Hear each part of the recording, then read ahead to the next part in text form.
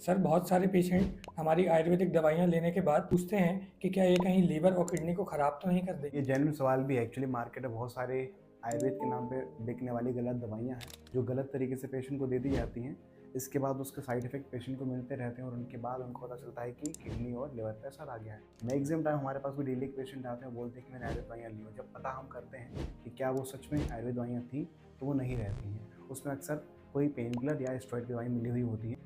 Unusual doses के according वो लेते रहते हैं। हर चीज़ का एक डोज होता है। आयुर्वेदिक या कोई भी इस दुनिया की कोई भी दवाई आप एक्स्ट्रा डोज में लेंगे तो आपको हार्म करेगी। ये किसका काम है?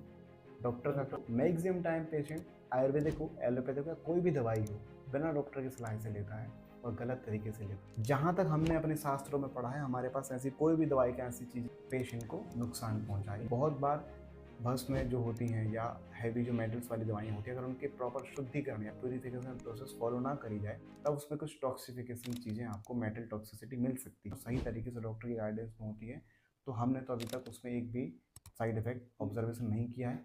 मैक्सिमम पेशेंट्स में हमने साइड बेनिफिट मीन्स जो उसके एक समस्या लेके आए थे, 2 समस्या इंप्रूव हो गई, ये हमने बेनिफिट देखने को मिले हैं। और सही डॉक्टर से आप दवाइयाँ लेंगे तो आपको उसका फ़ायदा होगा। अदरक को छोटे से फॉर्म में लेंगे तो फ़ायदा करेगा, हैवी फॉर्म में ले लेंगे तो सी दवाई भी वो बहुत नुकसान कर देती है।